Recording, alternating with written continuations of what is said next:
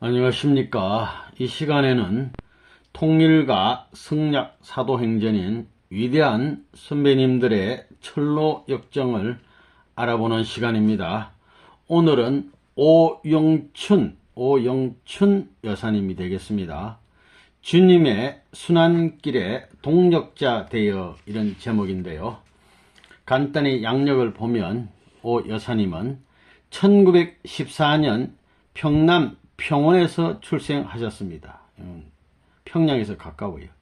1950년 6.25로 부산 거쳐서 제주도에 피난 중 이요한 목사를 만남, 1951년 12월 부산에서 선생님을 만남, 1953년 10월 상경, 그러니까 서울로 올라가셔서 1972년 도미, 그러니까 미국으로 가시기 전까지 모심에 생활하신 귀하신 분입니다.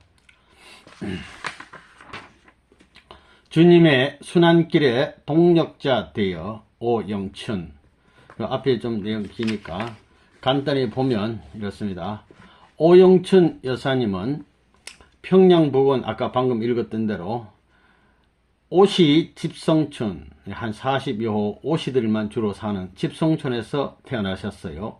기독교 집안에서 태어나시고 18세에 장로, 그 신앙하는 장로는 그 집안으로 시집 가시고 6남매를 잘 기르시고 이용도 목사님의 신앙, 그 당시에 굉장했는데 이것을 전수받고, 또 성주교 세주님 김성도 여사님의 신앙도 전수받고, 이어서 복중교 허호빈 이분의 신앙도 그대로 이어받아 지켜오셨습니다.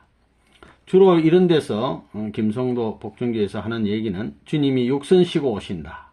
그러니까 뭐 영으로 오시는 게 아니고 육신 쓰고 인간으로 오신다. 또 인간 시조의 타락은 과일 따먹는 게 아니다고요. 성적 타락이다. 그리고 재림 주님은 2000년 전에는 아기로 왔었지만은 이때는 오셔가지고 벌써 커서서 장성한 모습으로 나타나신다. 또 오시는데 어디로 오느냐? 평양으로 오신다. 그러니까 평양은 에덴궁이 된다. 또 성경은 비유와 중요한 것은 비유와 상징으로 되어 있다. 이런 내용을 계시받아서 믿고 있는 신앙입니다. 이런 신앙을 하셨어요. 그러시다가 해방 후에 북한에 계셨는데 공산당을 피해가지고 피난 오셔서 서울에 계시는데 6.25가 터져서 다시 부산으로 왔다가 제주도까지 가시게 됐습니다. 그런데 거기서 제주도에서 이요한 목사님을 또 하늘의 역사로 만난 인연으로 나중에 부산에 나오셔가지고 참 아버님을 직접 만나 뵙고, 그때부터 참 아버님을 철저히 모시는 모심에 생활하신 아주 귀한 분입니다. 넘겨보겠습니다. 그래서 부산에서 주님을 찾아 헤매다가 만나신 장면이 이렇게 됩니다. 용기를 내어 문을 열고 들었으니 이제 범례골에서 아버님을 딱 만나 뵙는 순간입니다. 방문을 열고 들어보니 선생님, 옥세연 씨, 김원필 씨, 이 목사님 등이 앉아 계신다. 나는 인사를 드리고 앉았다. 누구신지도 알 리가 없다. 지금 생각하니 부끄러운 줄도 몰랐던 것 같다. 첫 말씀이, 아버님 말씀이, 오 집사는 오시 가문에 열매 하나 맺었군. 이 귀한 말씀입니다. 열매 하나 맺었군 하셨다. 오늘 무슨 말씀인고 생각했고 참 잘생긴 분이구나 라고도 생각했다. 아버님을. 또 아버님 이어서 말씀하시기를 오윤규, 인규는 누군고 하시기에 제 삼촌입니다 라고 대답했다. 나와 같이 평양 형무소에 같이 있었지. 아버님 평양에서 형무소 생활할 때 같이 있은 분들이 하시는데 마음으로 놀랐다. 떠나올 적엔 문 앞에까지 나오셔서 안 보일 때까지 바라보곤 하셨다. 아버님을 방문하고 갈 때만 되면은 문 앞에 나와서 이렇게 바라보셨다는 겁니다. 하루도 가서 뵙지 않고는 집안일이 손에 잡히지 않는다. 사탄이 먼저 알기에 우리 선생님 가신 곳은 편할 수가 없다. 오일이 못되어 무슨 이유라도 붙여서 방을 옮기라는 것이다. 아버님 어디 가서 사시면 뭐 또 역사에서 집 빼라 이래가지고 아버님이 이사를 많이 했다는 겁니다. 시간이 좀 늦게 가면 어디론지 모두 가시고 방은 비어 있으니 주소도 없고 행방을 몰라 애타며 찾기도 했다 이거예요. 아버님 모시는 곳에 있다가 며칠 후에 가보면 옮겼어요. 핍박받아서 옮기시느라고. 그러니까 헤맸다고. 세 번째로 이사한 곳을 몰라 생각 끝에 범내골 선생님께서 손수 지으신 곳을 찾기로 생각하고 그 방향을 향해 가다 막연해 큰 너티나무 밑에 앉아서 한숨만 쉬고 앉아서 기도하고 있었다. 이거 아버님 어떻게 찾느냐. 얼마 동안 인노란이 한 남자가 지나가기에 여보세요 여기에 예배 보는 집이 없습니까? 했다. 저기 저 뾰족한 천막집에 가 보세요 한다. 얼른 일어서서 그 방향을 향해 가는데 선생님은 바위 위에 앉으셨다. 나를 보시고 곧 내려오시며 집을 옮겼으니 그곳으로 가자신다. 앞서 가시는 선생님의 발걸음이 얼마나 빠르신지 아무리 따라가도 등을 넘어 어디론지 가시고 안 보였다. 마음으로 걱정을 했지만 곧 식구가 나와서 찾아갔다. 그날이 주일이어서 예배를 보게 됐다. 선생님께서 지으신 토담집 방은 한 칸에 불과하나 거기서 온 천하를 복귀하실 말씀과 하늘의 심정이며 아담 헤아의 타락한 말씀, 그 밖에 어마어마한 말씀에 우리는 도취되어 시간이 가는 줄도 몰랐다. 또 의심도 해보기도 했지만 저분과 같이 지옥에 가도 그곳이 천국일 것이다 생각했다. 몇 사람 앉혀놓고 무릎을 꿇고 하시는 기도는 청산유수 같고 말씀은 천하를 통치하실 내용이기에 우리만 듣는 것이 안타까웠다. 당신은 앉아서 말씀하셨지만 저 귀한 말씀을 큰 강당에 서서 하시는 것을 보면 곧 죽어도 한이 없을 것 같았다. 순환 겹치는 순환, 또 성진시 모치는 역사를 한다. 최성길 여사님, 우리 단란한 가정에 웬 여자들이 와서 밤낮을 모르고 찬송을 부르고 예배를 보며 자기 가정을 파괴한다고 역사를 하는 것이었다. 더 이상 모일 수가 없어 다시 방을 얻고 따로 예배를 보기로 했다. 얼마 동안 식구들이 모여 예배를 보는데 또다시 최성길 씨가 큰 역사를 시작했다. 예배 보는 도중 오물을 방에다 붓고 소란을 피웠다. 그런 역사에 대해 우리도 이해를 하지만 하늘 역사를 막을 도리가 없고 선생님의 사명이기에 하는 수 없이 시험을 이겨내는 도리밖에 없었다. 국리 끝에 이제는 가만히 방을 구하고 예배도 중지하고 선생님만 편하게 모실 생각으로 이 목사님과 옥세현 씨 외인 아무도 못 오도록 하고 나만은 심부름을 해야 되니까 가만히 다녔다. 원필 씨는 미군 부대에서 일해서 성진 씨 모자를 섬기게 하고 나는 선생님의 필수품인 옷과 찬거리를 사다 드렸다. 바지는 미군들이 입는 국방색을 탈색한 것이고 양말은 군인 것이 너무 커서 잘라 얼마를 풀어버리고 마주 붙여서 드리면 웃으시며 감촉같군 하시며 신으시고 때로는 내복도 만들어 드렸다. 작고 큰 심부름을 하면서 항상 마음이 기쁘고 감사했다. 고생이 돼도 즐겁기만 하니 이것이 천국이었다. 그때는 피난시라 집 사정이 넉넉지 못해도 즐거운 생활이 이어졌다. 때로는 아직도 젊으신 분이 저 훌륭하신 말씀을 하시니 집에 와서 잠을 자도 마음은 선생님 계신 곳에 가 있었다. 하루에 2번, 3번 가 뵐 때도 있었으나 말씀을 하시지 않을 때라도 내 마음은 천국 생활 바로 그것이었다. 그런 체험이 없이는 세상에서 천국 체험을 못할 것 같아 오막살이가 문제가 아니고 가난도 걱정도 모두 문제가 안 되었다. 늘 마음은 수종동 덩성이에 있는 오막살이 선생님 계신 곳뿐 세상 만사가 모두 즐겁기만 했다. 어느 날이었다. 그날은 집에 볼 일이 있어 좀 늦게 저녁 반찬거리를 사들고 걸음을 재촉해서 숨이 차도록 뛰어 올라가니 웬일인가. 방 안에는 선생님께서 가장 아끼시는 성경책이며 모든 것이 찢어져서 수북하고 부엌엔 밥 한 덩이가 붙은 채 솥이 반으로 쪼개진 채 뒹굴고 모든 그릇은 언덕 아래로 내동댕이 쳐 있는 것이 아닌가. 나는 가슴이 두근거리는 것을 진정하려고 애쓰며 또 생겼구나 탄식을 하면서 주인 아주머니에게 무슨 일이 일어났는가 물었다. 부인이라나요? 그분이 어제 저녁에 순경을 데리고 와서 모두 부셔놓고 갔습니다 하는 것이었다. 나는 마루 끝에 걸터앉아 한숨만 쉴 뿐 어찌할 도리가 없다.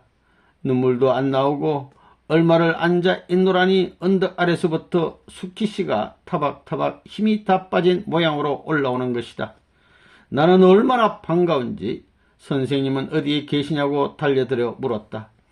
최성길씨가 다시는 안 그런다고 해서 북서에서 한잠 주무시고 지금 바람 쏘이러 가셨다고 했다. 다행이다 하면서도 마음은 개운치가 않다. 해가 져서 나는 영도 집으로 돌아왔다. 밤에 잠이 올 리가 없다. 뜬 눈으로 밤을 새우고 아침 일찍 수정동으로 달려갔다.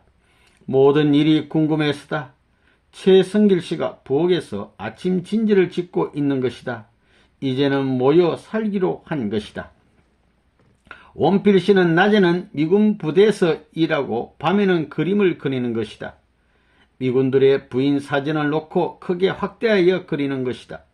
하룻밤에 10석장까지 그리는 것을 나는 보았다. 선생님도 도와주시고 아무튼 밤을 새우는 것이었다. 잠은 아주 포기한 것이다. 그림 주문이 적을 땐 좀 자지만 열심히 일을 하였다. 몇 달을 지냈다. 이 집이 너무 좁고 예배를 볼 수 없어 그렇게 모은 돈으로 수정동 언덕배기에 3칸짜리 집을 360만원 주고 샀다. 주일이면 교회로 사용하고 식구들도 점점 늘어 수십 명이 예배를 보는데 크게 실력 역사도 일어났다. 나는 얼마나 뛰어다녔는지 이요한 목사님께서 오토바이라고 별명을 붙여주셨다. 그의 일은 비가 와도 아랑곳 없이 집에서 나서면 어떤 비도 멈추어 주었다. 단벌 오시기에 밤에 빨래를 했다. 비는 한 번도 맞지 않고 다녔다. 우산이 없어도 옷이 젖어 본 일이 없었다. 소나기가 오다가도 집에서 나서면 구름만 뭉게뭉게 하늘을 오갈 뿐이다. 그러다가 교회 대문 앞에 들었으면 비가 쏟아진다. 최성길 씨가 역살직에 모든 물건이 없어져도 아까운 빛을 보이지 않던 선생님께서 귀하게 여기시는 성경책, 빨간 줄이 거듭 그어진 그 책이 없어진데 괴로워하시고 그와 꼭 같은 책을 사오라신다. 자신은 없지만 내 순종하고 부산 국제시장을 종일 쏘다녀도 그런 책을 발견할 수가 없어 그저 3일을 계속 다녔다. 헌책방을 모두 뒤졌다. 하늘이 도사 먼저 그것과 꼭 같은 것이나 좀 낡은 책을 샀다. 얼마나 반가운지 사들고 오는 내 발걸음이 전보다 더 빠르다. 선생님께 그 책을 드렸다. 나는 그때부터 성길씨는 선생님께 순종하지 않으니 다른 분이 준비될 것을 느끼기 시작했다. 어머니 후보자를. 하늘이 준비하신 분, 얼굴도 예쁘고 마음도 좋고 키도 크고 길을 가나 전차를 타나 7년 동안 잠자는 외인 잠시도 그 길을 잊지 않았다. 이분은 어머니 모시는데 7년간 정성 들인 분이에요.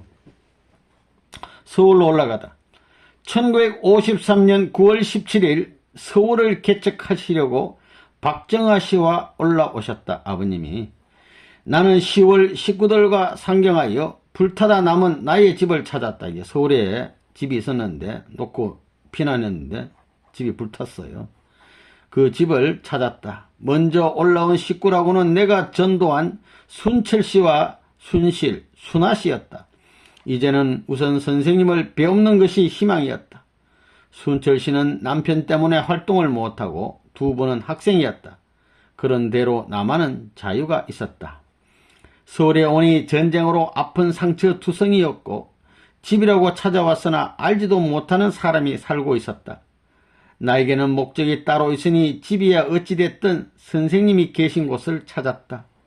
당시 순철씨 남편이 적산 관리국장으로 있을 때다.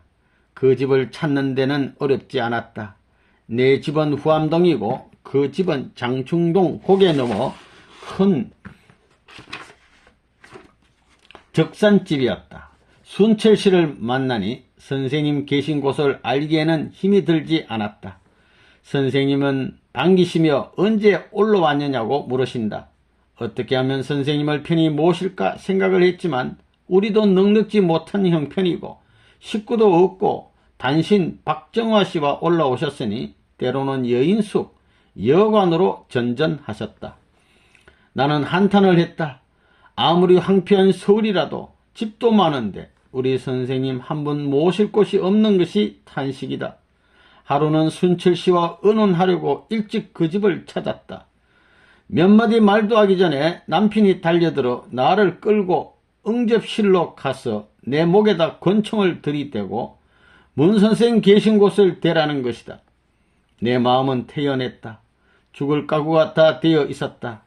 죄가 있다면 쏘시오. 나는 모로 했다. 별벌 욕을 하면서 덤벼든다. 나는 아무 말도 하지 않았다. 얼마나 지났을까? 운전수가 달려왔다. 국장님이 그 무슨 짓이요? 하며 권총을 빼앗는다. 그때 그 사람이 식모 아이와 짜고 오집사가 오면 전화를 하라는 약속을 했다가 전화 기별을 받고 곧 달려온 것이다. 그뿐이야. 나를 자기 차에다 태우고 우리 집에 와서 주소를 적고 또 태우고 순실 씨 집에 가자는 것이다. 순실 씨도 큰 고통을 당하고 물러났다. 나는 전차를 탈 생각도 못하고 두 주먹을 쥐고 시청 앞 선생님 계신 곳에 달려가서 선생님께 이곳에서 옮기자는 말씀을 올렸다. 그러나 내가 당한 일은 말하지 않았다.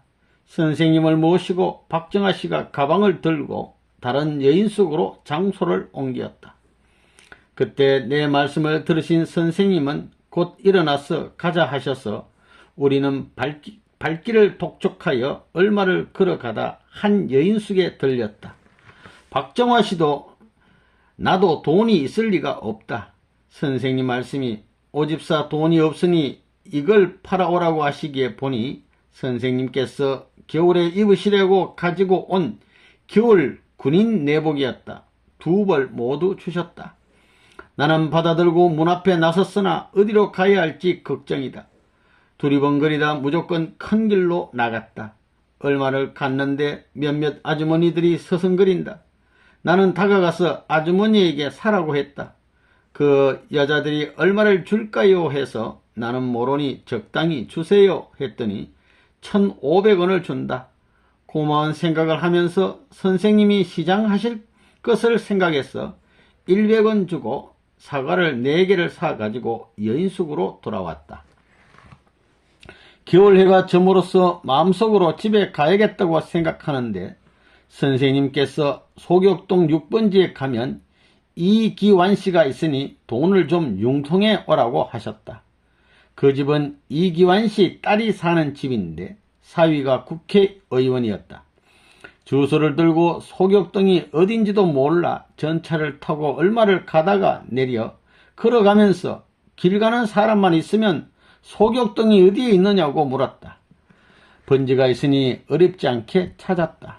기쁜 마음으로 큰 대문 2개를 열고 들어서니 말처럼 큰 개가 왕왕 짖어댄다. 개가 짖으니 기환씨가 외손녀를 업고 내다본다. 반갑기 짝이 없다. 해는 서산에 넘어가서 어둑어둑하다. 오집사 여길 어떻게 왔느냐고 물었다. 나는 선생님의 말씀을 전했다. 지금 돈이 없다고 했다. 아무 말 없이 돌아서는데 선생님이 어디에 계시냐고 묻는 것이었다. 나는 화가 난 어쩌로 지금 선생님의 주소는 없다고 했다.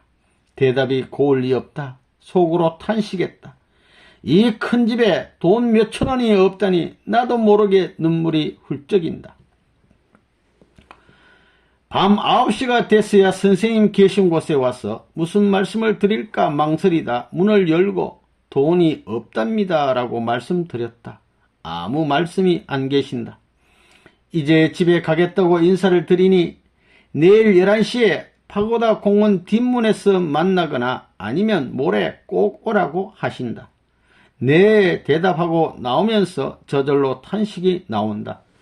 세상에는 잘난 사람, 돈 많은 사람이 많건만 불쌍하신 선생님, 잘 모시지 못하는 내 자신이 원망스럽기 짝이 없다. 종일 시달리고 뛰어다녀서인지 맥이 풀린다. 하염없이 눈물이 흐른다. 집에 가면 이삿짐이며 김장이며 할 일이 많은데 내일 또 빠져나올 수 있을지 걱정도 된다.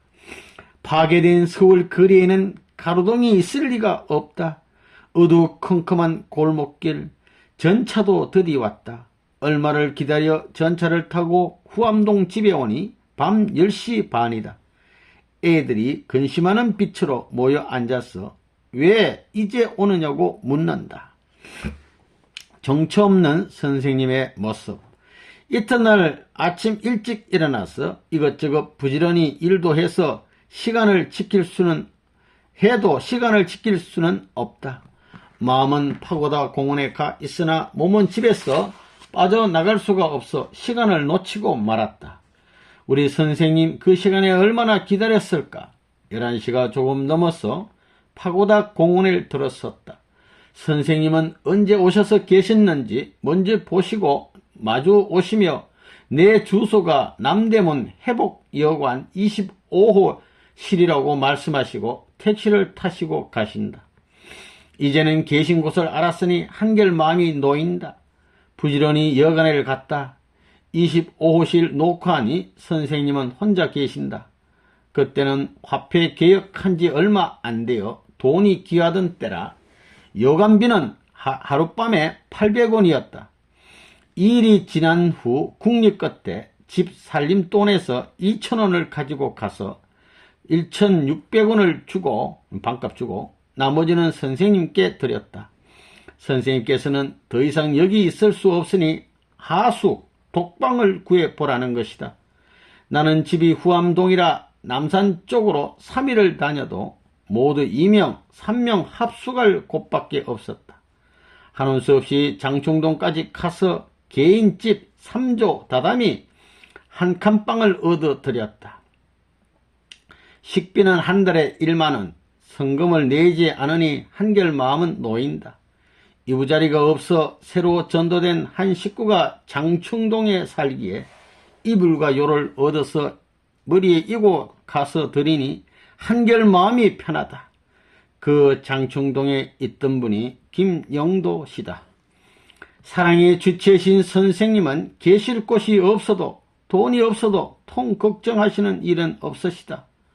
어쩌다 돈이 생기면 김원덕이란 사람이 와서 이북에서 감옥생활 같이 하신 분, 저는 부산 가야 하는데 돈이 없습니다 하면 서슴지 않으시고 지갑에서 세어 보시지도 않으시고 모두 주시곤 하였다. 나는 그 사람이 믿기만 했다. 속으로 그 사람이 오지 말았으면 했었다. 다음날 인사를 갔더니 말씀이 오늘은 이발도 해야 되고 목욕도 해야겠지 돈 있나? 하시는데 깜짝 놀라 제게 100원이 있습니다라고 말씀드렸다. 이발료가 70원, 목욕비가 30원이니 됐어 하신다. 그런 시절도 있었다는 것을 누가 알리요? 지금 생각하니 꿈만 같은데 아무리 간추려도 기억엔 생생하다. 30년이 지난 후에 이 글을 쓰니 눈물이 흘러내린다. 그 시절엔 우리 선생님과 하늘과 나 외엔 아무도 상상할 수 없는 일이 얼마든지 있다. 그러나 생략할 수밖에 없다. 그런 추억이 많다는 거예요. 아버님 오신 추억이. 선생님께서 크리스마스엔 부산에 가신다고 말씀하신다. 어느덧 12월 23일 저녁 박정화 씨가 기차표를 사 가지고 왔다. 얼마나 서운한지 형용할 수가 없다. 잘 모시지 못한 후회 투성이다. 언제 오실 기약도 없으신 길이었다. 벌써 택시는 문 앞에서 기다리고 있다. 선생님, 박정화 씨, 나 이렇게 셋이서 택시에 올라타고 조금 내려가니 곧 서울역에 닿았다. 밤 9시 열차 3등실이었다. 여러 사람 틈에 끼어 나도 전송하려고 기차칸에 올랐다. 세 사람이 앉는 자리에 옆에는 임신부가 자리를 모두 차지하고 있으니 선생님은 서 계셔야만 했다. 조금 있으니 기차는 나를 내려 쫓으려고 큰 고동 소리를 낸다. 기차 안에까지 가서 참 잘 가시라고 인사하는데 빨리 내리라는 얘기죠. 기차 소리는. 선생님은 내려가시란다. 나보고, 자기 보고. 기적 소리를 원망하면서 안녕히 가세요라고 인사하고는 움직이는 열차에서 내려오니 눈물이 한없이 흘러내린다. 저 위대하신 분을 나 혼자 전송하는 것이 슬펐다. 어두컴컴한 서울역을 빠져나오면서 이런 때는 어린 애라도 하나 있으면 하는 생각도 해보고 무슨 큰 보물을 얻었다 놓친 기분이다. 아무도 보는 이 없으니 흘러내리는 눈물을 닦을 생각도 않고 기차가 가는 곳만 따라서 얼마를 걸었다. 아버님 기차에 쭉 가는데 글로 쭉 걸어갔다 이거예요. 겨울밤 찬바람은 사정없이 얼굴을 때린다. 정신을 차리고 보니 어느새 하염없이 걷다 보니까 삼각지 로타리까지 왔다. 내가 너무 왔구나 생각했다. 내 집은 후암동인데 어디로 가야 할지 알 수가 없다. 다시 서울역에 가면 집을 찾겠지 하고 돌아서 집에 오니 밤 10시다. 그때 선생님께서는 부산으로 가셔서 식구도 얻으시고 시험도 많이 받으시고 또 대구로 가셔서 여러 식구를 키우시고 1954년 3월 유효원씨며 여러 식구들과 상경하셨다. 내려가셔서 유원협회장을 전도까지 올라오십니다. 북각동의 초라한 집, 대문이 셋, 그래서 세대문이었다. 집은 보잘것없지만 간판은 세계 기독교 통일신령협회라 했다. 본격적인 신령 역사는 시작됐다. 이제부터는 많은 식구들이 보고 들었기에 더 말할 필요를 느끼지 않으나 너무 선생님의 실현기가 컸기에 좀 더 적어볼까 한다. 그때 하늘에선 본격적인 신령 역사를 시작했다. 이대 교수들이 들어오는가 하면 학생들이 하나둘 원리 말씀에 도취하여 밤과 낮도 가리지 않고 모여들기 시작했다. 점점 무더기로 모여들어 말씀을 들었다. 김환란 씨는 반대 역사를 하여 끝내 14명의 학생을 퇴학시켰고 그뿐이랴 최성길 씨가 부산에서 올라와 크게 역사를 시작했다. 결국은 선생님을 경찰에 연행해 가면서 잠깐 물을 말이 있다고 하더니 돌아오시지를 않는 것이다. 이어서 간부 4명이 구속됐다. 선생님과 5분이었다. 사람은 어디엔가 미쳐서 사는 것이 행복하다. 돈에 미친 사람, 정에 미친 사람, 애정에 미친 사람, 정치에 미친 사람, 많은 것 중에 가장 귀한 것은 참사랑에 미쳐 사는 것이 가장 귀하고 아름다운 일이다. 통일교의 30년 역사를 돌아보며 크게 발전한 것을 생각하면 감개무량하다.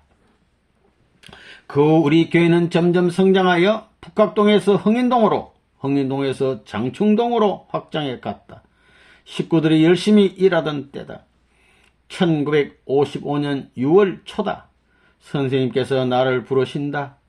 지금 이대에서 문제를 일으키려고 하니 돈을 좀 구해오라는 것이다. 식구는 많아도 모든 세 식구뿐이고 돈 있는 사람은 없었다. 누구를 믿고 말씀하실 사람은 없었다. 그때는 우리도 경제적으로 넉넉지 못한 때였다. 그러나 선생님께 빛이라도 얻어다 드렸다. 한 번도 말씀에 불응해 본 적은 없었다.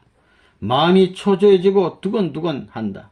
그때 나는 아는 사람에게 신용이 있었다. 돈 변은 1알이었다. 돈을 빌리면 이자가 1알이라네. 무슨 것도 모르고 10만원, 10만원, 30만원을 갖다 드리면 선생님께서는 만져보시지도 않으시고 노동희 씨가 가져간다. 그러기를 한 달 구멍을 막는 줄 알았으나 더 뚫렸는지 7월 4일 형사들이 모시고 간 선생님은 돌아오시지를 않는다. 이런 기막힌 일은 없다. 며칠 후 간부 4명이 또 들어갔다. 자세한 의논을 할 식구도 없고 하는 수 없이 계를 시작했다. 우선 선생님을 나오시게 하는 것이 상책이라 생각했기 때문이다. 식구 중 조동석 씨가 경찰 경험이 있다고 해서 그 사람을 믿고 돈을 대기 시작했고 20, 30, 50만원씩 들어갔다. 돈을 좀 주고 어떻게 해결해 보려고. 오늘은 검찰을 만나고 내일은 변호사를 만나고 아무튼 내가 은행을 가지고 있는 것처럼 만나면 돈 이야기였다. 혹 못 만나면 찾아다니고 나는 닥치는 대로 돈을 구해다 주었다. 빚독촉이며 이자며 아주 죽을 지경이었다. 좀 돈을 빚내가지고 막 갖다 주니까 빚독촉, 이자 죽을 지경이었다. 그러기를 4개월 나는 빚구름이가 되어버렸다. 그렇다고 나는 누구를 원망한 적도 후회한 적도 없다. 내가 자신했어 했고 뜻을 위해 했기에 양심의 가책도 없다. 때로는 3할 변도 겁없이 있었다. 100원 빌리면 30원을 갚으면 3할 대단한 이자야. 누가 뭐라고 해도 마음은 편하다. 다만 고통스러운 것은 남의 돈을 못 주는 것이었다. 나는 돈을 조금 벌어볼 생각으로 평생 해보지도 못한 장사를 시작했다. 용산역에서 군인 대기소에서 장사를 시작했다. 이인식 씨와 동업을 했다. 그 집은 인력을 나는 돈 100만원을 댔다. 나는 시간이 너무도 없었다. 선생님께 면회 가랴, 돈 구하랴, 잠자고 밥 먹을 시간도 없었다. 나는 박성규 씨와 박개월 두 처녀를 대기소에 두고 밤에만 돌아온다. 나는 선생님 무죄 석방이 목적이었다. 내 자신은 생각도 안 할 뿐 아니라 돈을 대다가 못 갚으면 내가 대신 형무소 신세를 지고라도 선생님과 식구들을 석방케 하는 일밖에 아무 생각도 없었다. 살신성인. 용산 대기소엔 밤 12시까지 군인이 오고 새벽 4시만 되면 군인이 쏟아져 나온다. 잠은 2시간밖에 잘 수가 없었다. 2시간밖에 못 자요. 아침 6시까지 서대문 면회 장소에 가서 먼저 줄을 서야 표를 먼저 받기에 항상 나는 첫 번에 서 있는 것이다. 면회 1번이 면회 1번. 얼마나 피곤한지 전차를 타도 잠을 자느라고 내릴 곳에서 늘 지나쳤고 그래서 다시 와야 했고 때로는 걸어가면서도 꿈을 꿨다. 경험이 없는 분은 이해가 가지 않을 것이다. 얼마나 바쁘고 잠 못 잤으면 걸어가면서 막 꿈꾸면서 걸어가요. 때로는 돈 보따리를 무릎에 놓고 얼마를 자도 가져가는 사람도 없었다. 하늘이 지켜주신 것이 분명하다. 선생님은 들어가신 지 만 석 달 만인 10월 4일에 무죄 석방되셨다. 남들은 모두 서대문 교도소까지 갔지만 나는 이제 되었구나 생각하고 감사한 마음뿐 몸이 움직여지지 않아 교회에 가만히 앉아서 선생님을 맞았다. 얼마 후에 식구들이 석방됐는데 원필씨, 김원필씨만은 병력 기피죄로 못 나오셨다. 이제는 장충동 교회에서 청파동으로 옮기기로 했다. 맨 먼저 안정국 씨와 내가 교회를 찾아보았다. 그런대로 당장은 쓸만하다고 생각했는데 전세가 70만원이었다. 식구들은 장충당 교회에서 200만원을 받아서 오집사 빚 좀 갚아주기로 생각하고 70만원 전세를 했으면 했다. 그러나 선생님께서 서대문서 나오신 후에 결정키로 했다. 선생님이 나오신 후 말씀이 전세로 하지 말고 사라고 해서 200만원 주고 사게 된 것이다. 청파동 전 본부교회 말입니다. 이 귀한 교회를. 그러는 동안 용산역 장사는 어디론가 날아가 버렸다. 이제 나는 빛에 쪼들리어 견딜 수가 없다. 미리 그걸 생각했던 바라 아예 수첩도 없다. 만약에 수첩에 적어 놓아 교회에 피해가 돌아가서는 안 되기 때문이다. 내 머리에 모두 적어 놓았다. 선생님께서 청포동 교회로 모두 이사온 후 나를 부르신다. 돈을 얼마나 썼나 하시기에 말씀을 드렸다. 집은 모두 원주로 이사가고 나만 남았다. 그래서 부엌 일을 하면서 아버님 부엌 일을 하면서 얼마를 지냈으나 교회까지 빚쟁이가 찾아온다. 하루아침 부르시더니 아버님께서 50만 원을 주시며 바쁜 돈부터 갚으라고 하신다. 그 후엔 통 말씀이 없으셨다. 사실인즉 최승길 씨가 이대와 합작해서 문제를 일으켜서 7.4 사건이 난 것이다. 이대 사건도 배후에는 최승길 씨도 있다는 겁니다. 제 없어진 선생님께서 서대문 큰 집에 계실 때 우리 식구들은 성길 씨 집을 매일 다니며 무사히 해결해 달라고 엎드려 절을 하며 빌기도 하고 갖은 애를 썼지만 최성길 씨한테 아버님 서대문 감옥에 계실 때 제발 좀 이렇게 무마해 달라고 절을 막 했다는 겁니다. 아버님 좀 석방해 달라고. 그분은 내 할 일을 했다는 듯 막무가내였다. 하늘이 도사 선생님은 꼭 석 달 만에 무죄 석방이 됐다. 그녀도 그때는 별도리가 없던지 최성길 씨 말입니다. 돈 얼마만 주면 도장을 찍어 주겠다고 하였다. 뭡니까 이게? 식구를 통해서 돈을 구해왔다. 이제는 끝이 난 것이다. 이혼 도장을 찍어준다는 얘기예요. 나는 자나깨나 어머니 찾는 기도만 했다. 이분 대단한 분입니다. 아버님의 배필되는 분을 찾아서 기도했어요. 길을 가도 전차를 타도 일구월심 그 생각뿐이고 잠들기 전에는 그 마음뿐이다. 하늘은 구하는 자에게 주신다는 말씀은 틀림없다. 어머님을 위해 기도하다. 1959년 10월 어느 날 지성도 할머니가 부르신다. 오집사 통화당 2층으로 내일 오라는 것이다. 나는 일찍 통화당 2층으로 갔다. 마을은 천을 끊어다 놓고 바느질을 도우라는 것이다. 깜짝 놀라 무슨 일이여 하니 조금 있다 선생님이 약혼식이 있으니 선생님 옷을 지으라는 말씀이다. 그 전에도 옷을 지은 일이 있다. 그럼 어느 분이 상대가 되십니까 하니 모모 처녀란다. 정말입니까? 그럼 최아무개는 못 됩니까? 하니 그분은 나이 많아 안 돼. 혜화가 16세 타락을 했으니까 20세 전이어야 된다는 것이다. 마음으로 나는 7년 동안을 기도했는데 왜 이런 일을 몰랐나 하며 또 기도한다. 아버지 정말입니까? 그러는 동안 직감이 온다. 17세 학자가 있지 않나? 나는 꿈에도 그분을 생각도 못했다. 그러니까 아버님 후보자들 여자를 이 여자 저 여자 서로가 이렇게 많이 생각해 봤다는 겁니다. 하늘은 얼마나 바쁜지 마음이 설레이며 역사가 난다. 꾹 참고 일만 끝나면 홍순애 씨에게 생일과 시를 물어볼 생각이다. 홍순애 씨, 홍순애 대모님 딸 생각이 나가지고 이분이 밤 10시가 되어서 일손을 멈추고 노량진 버스를 타고 한강을 넘어오는데 역사가 자꾸 난다. 학자가 된다. 수십 번 말씀하신다. 기차 타고 한강 건너오는데 우리 오영춘 여사님의 계시가 막 내리는 거죠. 학자가 된다. 학자가 된다. 이런 식으로. 밤 11시에 홍순애의 집에 들리고 나는 아무 말 없이 학자가 몇 살이냐고 물었다.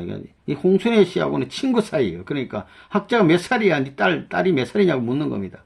아닌 밤중에 무슨 말이냐 한다. 생각도 못하고 있어요. 생일은 선생님과 한 날이고 홍순애 씨가 여사가 하는 말이 신은 인시라는 것이다. 문을 닫고 집에 왔으나 잠이 올 리가 없다.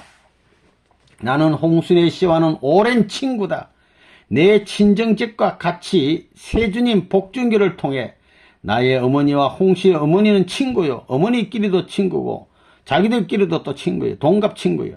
나와는 동갑이고 잘 알던 터인데 그분은 1956년 춘천서 들어왔다. 춘천에서 입교했단 말입니다. 그 후 춘천에서 서울교회로 왔다. 식구를 기도해 준다고 하다가 학생이 실수로 죽은 적이 있었다. 그래서 세 사람이 춘천 감옥에 1년 반 동안 고생했다. 아무튼 나는 그분에게 면회를 20번이나 갔다. 그렇게 사이가 좋아요. 20번 면회 갈 정도로 가까워. 그 후 홍순애 씨는 교회에서 일하면서 살다가 몸이 약해 방을 내가 얻어주어 우리 맞은편 집에 살고 있었던 때다. 방도 오용춘 여사님께서 홍순애 때문에 방을 얻어줬어요. 우리는 너 나 하던 때다. 이튿날 발길을 기다려 통화장으로 향했다. 일감도 많지만 내 생각은 엉뚱한 데가 있다. 어서 한 날을 보내고 사주를 보러 갈 생각이다.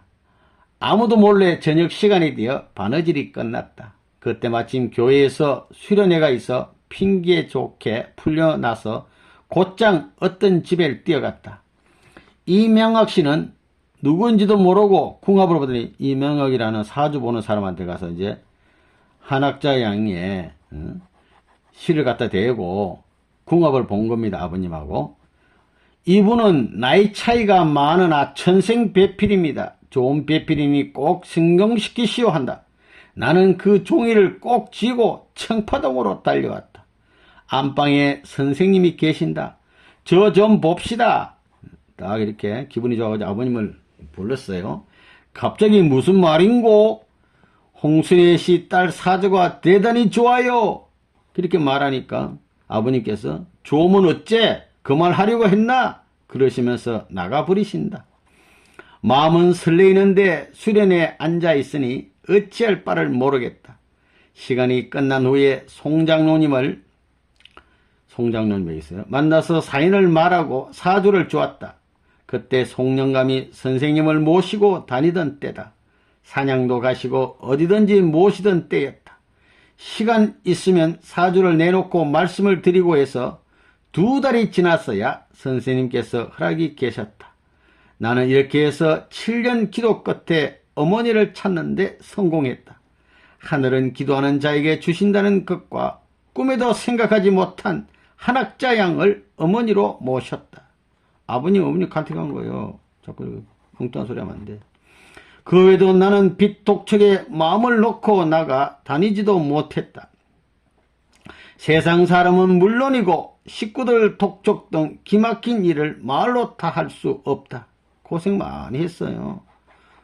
아버님과 교회 일을 위해서 빚내서 돈을 갖다 준 분이에요.